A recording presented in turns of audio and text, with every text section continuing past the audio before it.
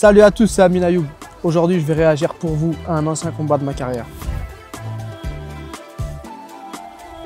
Aujourd'hui, je reviens avec vous sur mon combat contre le bûcheron Niko Millinen. À l'époque, je combattais en Finlande. Franchement, c'est pas un cadeau que j'avais devant moi. C'était un catchweight à 74 kg, un mec d'1m81 qui avait 28 ans. À l'époque, je n'avais que 22 ans. Puis là, j'étais tout jeune sur la vidéo. Il avait un record de 7-7. C'était pas un record de ouf, franchement, mais l'adversaire en face, il avait quand même une certaine ténacité, j'ai envie de dire. On peut voir que toi aussi, tu avais un record pas fameux à ce moment-là, 9-4. Ouais. Tu peux nous dire quoi dessus? J'avais pris 2 défaites dès le départ de ma carrière. Ensuite, j'étais monté un peu. J'avais subi 2 revers par la suite. J'avais un peu un record en dents de scie, 9 victoires pour 4 défaites. Bon, pour l'époque, à 22 ans, j'avais quand même pas mal de combats, mais c'était pas un record de ouf. Rien à voir avec maintenant le fait d'avoir 21 victoires pour 5 défaites. Ok, ça veut dire que ce combat-là, il était important pour mettre du vert à ta carrière, on va dire. C'est ça, exactement. Ah, on voit que tu es tout jeune, hein. Tout jeune, quasiment pas de barbe, le visage encore correct, on va dire, pas trop amoché. Et là, on peut voir le viking en face, ce grand bûcheron. Un vrai daron. Franchement, j'ai l'impression que je combattais mon oncle, carrément. Et quand tu le vois, là, comme ça, devant toi, c'est quoi ton sentiment? Franchement, je me dis, il va être solide. Chez lui, à domicile. À Helsinki, c'est ça, hein? Hein? Helsinki. À Helsinki, ouais, c'est ça, Incroyable. exactement. Mais j'étais bien, hein, petit jeune, 22 ans, j'avais la niaque qui prend des coups directement. Oh là là, ça commence fort. Side kick, putain, à l'époque, ouais, je les mettais déjà un petit peu, les side kicks. J'essaie de casser la longe avec mes crochets. Remise low kick. Je rigole, je souris, je sais même pas pourquoi. Ce combat-là, je l'ai pas vu, ça doit faire peut-être 4 ans que je l'ai pas regardé. C'est marrant de voir comment le temps il passe, hein. On voit qu'il veut en découdre, hein, il veut pas aller au sol. Ouais, il veut en découdre, il veut pas aller au sol pour l'instant. Moi, j'essaie vraiment de boxer en reculant et faire des petites offensives de temps en temps en avançant. Mais je le sentais vraiment puissant, donc j'essayais d'éviter quoi, ces coups durs. L'orga avait l'air carré quand même, hein. L'orga, ouais, c'était très propre pour ce qui se faisait à l'époque, punaise. À savoir que le combat, c'était le 8 septembre 2018, donc ça date quand même, mais c'était carré. On avait déjà de très très belles orgas à cette époque. Et ce combat-là, en plus de ça, c'est en catchweight, ça veut dire que tu l'as pris... En short notice, ouais, c'était un short notice. Ouais. À la base, Niko Millinen était prévu contre un autre adversaire. Ils m'ont appelé 2 semaines avant et j'ai accepté le catchweight à 74 kg. À l'époque, j'étais pas trop gros, hein, je devais peser 77, 78, je pense. Donc voilà, je suis allé. Hein. Ouais, en fait, il est vraiment là pour en découdre. Il travaille beaucoup sur les low kicks. Sur les low kicks, ouais. Crochet gauche qui passe bien, hein. Donc là, on va passer sur un moment vraiment qui a changé le combat. C'est ce coup de genou ici, suivi du renversement ici en lutte. C'est ce coup de genou-là qui lui a ouvert la pommette directement. Et ça a changé un peu la physionomie du combat. À partir du moment qu'il a pris ce coup-là, j'ai senti qu'il voulait se protéger un peu l'œil sur tout le reste du combat, en fait. À ce moment-là, qu'est-ce que tu ressens? Toi, t'es au premier round, il reste 2 minutes, plus 2 rounds. Je suis au-dessus de lui, bah, je me dis je vais essayer de finir en vrai, je vais essayer, tu vois. Il était là solide, il s'accrochait solidement sur moi. Là, tu prends le dos. J'essaie de prendre le dos, mais il va me renverser sur ce moment-là, ouais. Physiquement, j'avais vraiment un désavantage, quoi. Je sentais qu'il avait beaucoup plus de puissance que moi. La force qu'il avait, tu la ressentais vraiment? Ouais, la force, ouais. C'est pour ça que j'essayais de l'avoir sur la rapidité, vraiment. Coup d'œil, rapidité, c'est sur ça que le combat s'est joué, on va dire. On voit que tu changes de garde, tu te mets en droitier, en gaucher. Pour perturber un peu l'adversaire. Il reste 1 minute, tu vois son œil, comment il est tuméfié, tu vois son visage tuméfié. Je pense que ça a été un point clé réussite, on va dire, dans l'entrée de ce premier round, c'est de le toucher assez durement ici. Là, à ce moment-là, pourquoi toi, tu accélères pas? Tu connais, hein, t'acceptes un combat 2 semaines à l'avance, t'as pas forcément trop le cardio pour finir, quoi. Tu sens que sur un coup, tout peut jouer? Je sais pas si sur un coup tout peut jouer, mais je me dis en tout cas faut rien lâcher. Je me dis pas le premier round il est à moi, je vais gagner du temps et tout. Non, je cherche toujours à aller de l'avant, tu vois. Bah, la preuve en est là, amené au sol dès que j'ai eu l'opportunité. Avec un petit coup de coude à la fin du gong. Je suis désolé, c'est les émotions. Niveau cardio, tu es quand même un peu fatigué. Comment tu te sens? Je me sens, on a fait quand même un très gros round hein, pour une entame de combat comme ça. Donc c'est vrai que je ressens quand même un peu la fatigue. Et surtout que ce combat, c'est qu'il y a une histoire aussi en termes de carrière, en termes de... Qu'est-ce qui s'est passé à ce moment-là? Ouais, ce combat-là, il est super important dans ma carrière. Alors en fait, il faut savoir que j'ai intégré la Bulgarian Top Team en 2017, il me semble. Ouais, c'était en 2017. Donc là, on va parler chiffres, hein, normal, sans tabou. À l'époque, Guillaume Pecci m'avait placé donc pour notre premier job ensemble au Fight Night Series contre Emric Yumbi. Un combat que j'avais accepté pour 1200 ou 1300 euros, je crois, à l'époque. Ça paraît très peu maintenant à l'heure d'aujourd'hui, mais à l'époque, c'était quand même une paye assez conséquente pour des combattants avec une dizaine de combats, quoi. À la suite de ça, j'ai eu une proposition dans une organisation française où j'ai fait juste un one shot. À l'époque, j'avais déjà touché 1500 euros, je crois, en France, à Marseille. C'était quelque chose de très très bien. Bon, là, c'était un petit combat charbon en Angleterre. Il y avait quand même de l'argent à prendre, mais malheureusement, c'était pareil, un short notice accepté en dernière minute avec aucune préparation, etc. C'était intéressant en termes financiers, mais en termes de combat, voilà, j'avais complètement mardé, quoi. À ce moment-là, de toute façon, toi, tu saisissais les opportunités, en fait. Hein. À l'époque, on n'avait pas le choix, on n'avait pas d'organisation comme maintenant qui te proposait un contrat multi-fight, en fait. Tu n'avais que des orgas étrangères, souvent, qui te prenaient pour un one-shot. Ils t'appelaient 2 semaines avant et vas-y, va combattre, tu vois. Là, on arrive au point assez intéressant. Donc, c'est justement le combat juste avant celui-là contre Niko Millinen. C'était contre Youssef Ouébé. Je faisais mon entrée au Phoenix. Donc, Phoenix, organisation du Moyen-Orient. C'était un Libanais, le patron, qui malheureusement, à l'heure actuelle, s'est fait attraper pour blanchiment d'argent et toute autre chose comme ça. Pour vous dire à quel point le milieu, il est un petit milieu quand même assez de l'ombre, quoi, on va dire, dans le MMA. Et voilà, quoi, je faisais mon entrée au Phoenix. Je combattais pour 3 ou 4 000 dollars à l'époque. C'était incroyable. J'avais 23 ans, 23, 24 ans. Donc, je me suis dit, super, incroyable. Ma carrière peut enfin commencer. Il y a des gros sous à prendre. Ça devient intéressant, quoi. Donc, je fais mon entrée au Phoenix et voilà que on apprend que le patron du Phoenix se fait attraper pour blanchiment d'argent.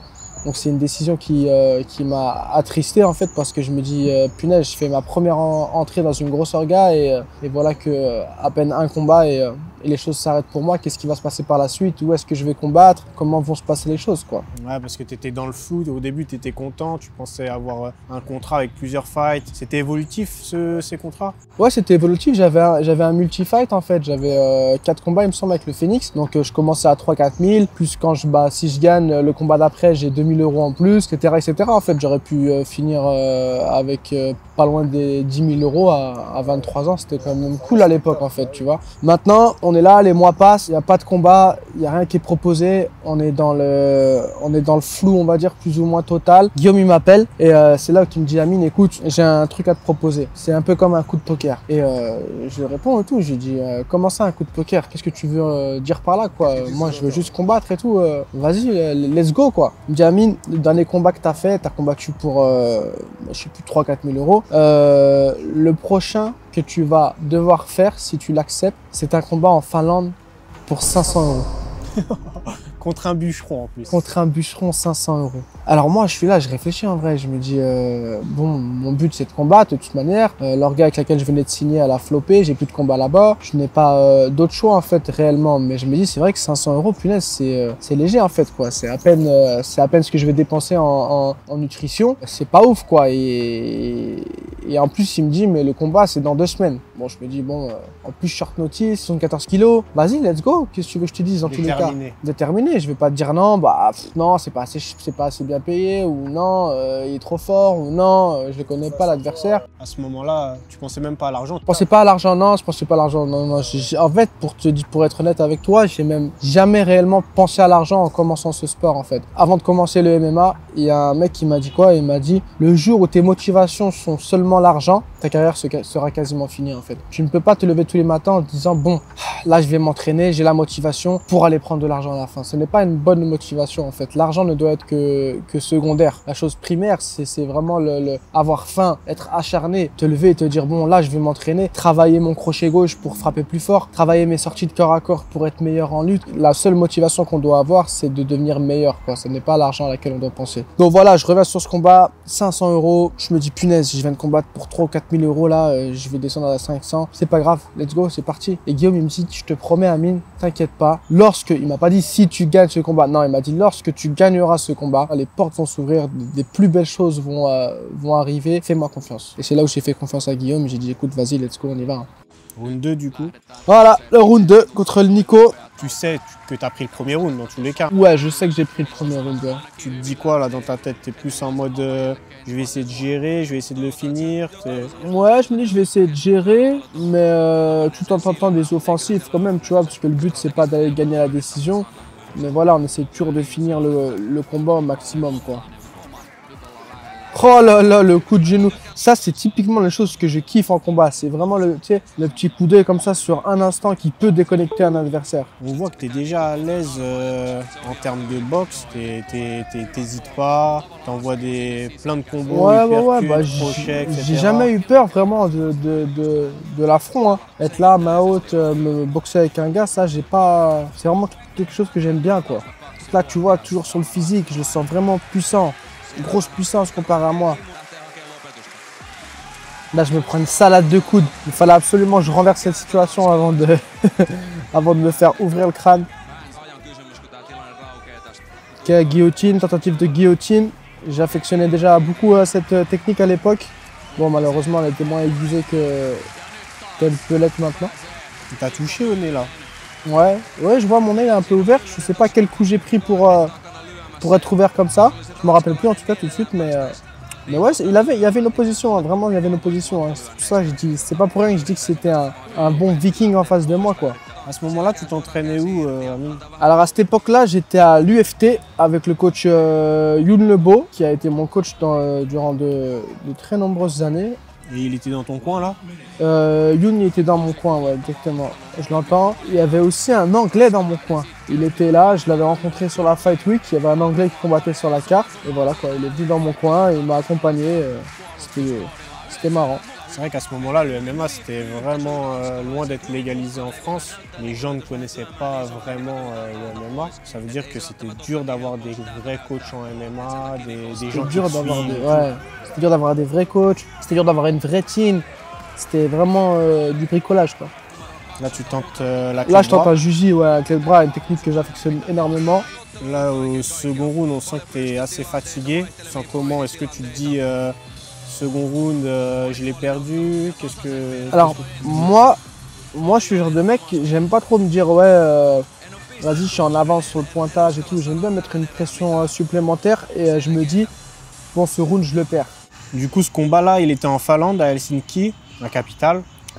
Qu'est-ce que t'en as pensé, toi? Je sais que t'aimes bien voyager. Ouais, moi je suis un grand voyageur, franchement j'ai kiffé ce pays nordique, je l'avais jamais fait et je me suis dit franchement c'est l'occasion de voyager dans un pays jamais fait. Je me suis levé le matin du combat, je suis parti faire un petit footing dans la ville, je suis parti au niveau des sortes de plaines, de montagnes, faire un petit footing là-bas et franchement j'ai kiffé l'environnement. Là on voit il est bien ouvert sur les deux pommettes. Arcade, je crois que c'était arcade ouverte et pommettes ouvertes. Donc c'était un combat plein de violence, hein. Franchement ça fait très longtemps, donc c'était en 2018, ça fait quand même 6 ans maintenant. Mais je trouve qu'il y a toujours autant de violence dans mes combats. On voit qu'il cherche le coup dur. Ouais, je pense qu'on est tous les deux entamés physiquement un peu déjà. Ouais. En tout cas moi je me sens physiquement entamé. Lui aussi je le sens dans ses déplacements forcément, tu vois quand il bouge et tout. Tu vois là ça fait plaisir, là quand tu le vois il est en face de toi, il est ouvert, tu te dis ah là là, c'est ce moment là, faut frapper quoi. Coup de genou sauté, t'aimes bien ça hein? Ouais, coup de genou sauté, j'aime bien. Tout ce qui est spectaculaire, j'aime bien, tu vois, les backfists et tout. Là, j'ai mis un coup de genou et il m'a poussé, ce qui fait qu'il m'a amené au sol en même temps, tu vois. T'aimes bien aussi, je trouve, d'être sur le dos et travailler sur les coudes, En fait, il y a beaucoup de gens qui n'aiment pas être sur le dos parce qu'ils ont peur de prendre des coups. Mais moi, ça ne me fait pas peur en fait. Je me sens limite en sécurité sur le dos. Je me sens tout aussi en sécurité sur le dos qu'au-dessus. Comme tu dis, j'aime bien travailler les coudes. Je suis en dessous, j'ai la possibilité de pouvoir venir frapper. Non, ça va, je me sens bien. C'est pour ça que ça ne me faisait pas peur. Je suis resté là. Là, tu vois, je sentais énormément de force. Je sentais qu'il y avait une différence de catégorie quand même. Tu vois, quand il te serre comme ça, j'étais là, Ah, tu essaies d'aller contre la cage pour essayer de m'aider un peu, tu vois. Ouais.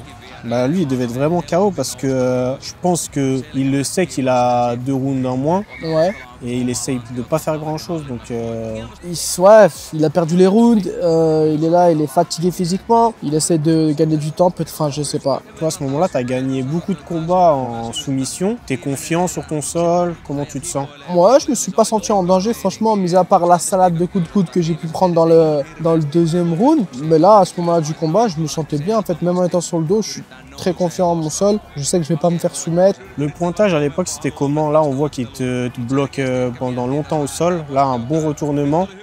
Comment c'était le pointage? C'était en termes de... Alors le pointage, c'est plus comme le pointage qu'on a maintenant en fait. À l'époque, c'était beaucoup de contrôle. Il suffisait que tu prennes 4 minutes 30 de patates dans le round et que 30 dernières secondes, tu fasses une amenée au sol, tu bloques par terre et tu gagnes le round. Maintenant, les règles ont totalement changé. Il faut vraiment faire du dégât. Donc ça suffit plus d'amener au sol et bloquer comme ça, comme un lutteur par terre, ça sert à rien. Ouais, c'est vrai qu'à l'époque, c'était un peu bizarre ce pointage-là parce que tous tes combats que tu as perdus, c'est sur décision. Ouais. Et c'est dû justement au contrôle comme ça. C'est ça, ouais. C'est arrivé. Bon, il y a eu quelques vols sur mes défaites à la décision, mais il y a eu aussi beaucoup de combats perdus sur moments comme ça, tu vois, où je perdais les contrôles et tout. Un combat quand même en Angleterre, je me suis fait bousiller. Ça, c'est vrai. Ça, je me suis fait vraiment malmener, un malmenage. Ah, là, on voit un ground and pound magnifique. 15 dernières secondes, ouais, là, sur les 15 dernières secondes, je ne l'ai pas soumis, je ne l'ai pas mis KO, je me dis, punaise. Je termine fort. On termine fort, essayer de finir sur un truc spectaculaire. La fille, elle est en face de moi, elle sonne les 10 dernières secondes. Là, c'est parti. Les coudes qui passent. Salade de coudes. Les coudes qui Salade passent. de coudes, on se venge. Magnifique. Waouh. Waouh. La belle guerre, hein. T'es content de faire la guerre ouais, avec je suis content, je suis content, je suis content. Franchement, ça se voit de la manière dont je le check, tu vois, on sourit comme ça, on sent dans la cage. C'est un truc de ouf, tu vois, beaucoup de respect entre nous deux. On parlait même pas la même langue, tu vois, déjà mon anglais était très bref à l'époque et lui il parlait même pas anglais, il parlait que finlandais donc... Putain, tu l'as bien amoché quand même, hein. Quand tu le vois comme ça là, ouais. Qu'est-ce que tu te dis? Je me dis punaise, c'est... Je l'ai démonté. Je dis à 22 ans, j'arrivais à frapper des darons comme ça. Ah ouais, parce que le man il est bien défiguré quand même. Ouais, coup de genou sauté. C'est les genoux qui l'ont ouvert surtout. Hein. Il y avait des primes de victoire ou alors c'était vraiment 500 balles et rentre chez toi? Non, il y avait 500 balles et rentre chez toi avec tes mains cassées et ton visage tuméfié. Voilà. Est-ce que tu avais le droit au goûter comme au football, au goûter à la brique de jus? Franchement, si je me souviens bien, hein, parce que ça fait quand même 6 ans, j'ai eu peut-être droit à le petit-déj le matin à l'hôtel. Ça veut dire que sur ces 500 €, bon, le voyage a été payé en avion, bien sûr, il n'y a pas de problème, mais il me semble même que le midi et le soir, on devait aller se débrouiller avec notre argent pour aller manger. Ah ouais, purée. Quel monde du MMA à l'époque, c'était waouh. Thaïlande, Team Ayoub sur le t-shirt. Ah, toujours la Thaïlande, hein. Je te jure, c'est dans... Elle est là, la Thaïlande.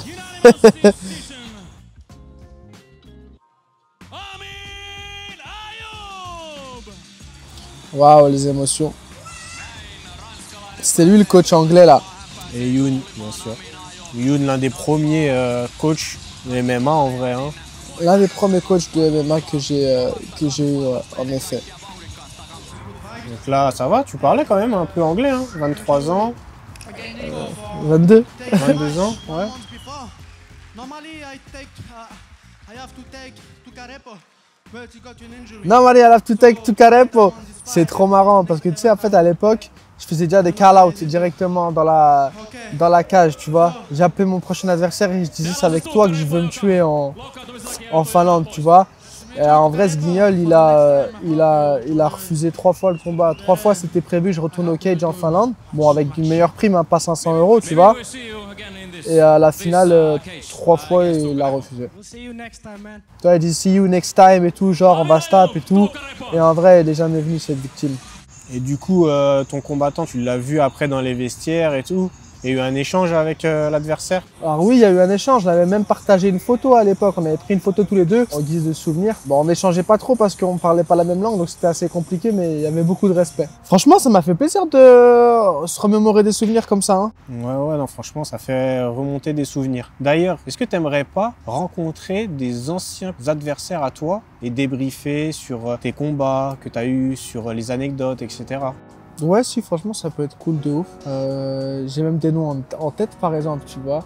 Je me dis là, demain, j'invite Lapulus, par exemple, tu vois.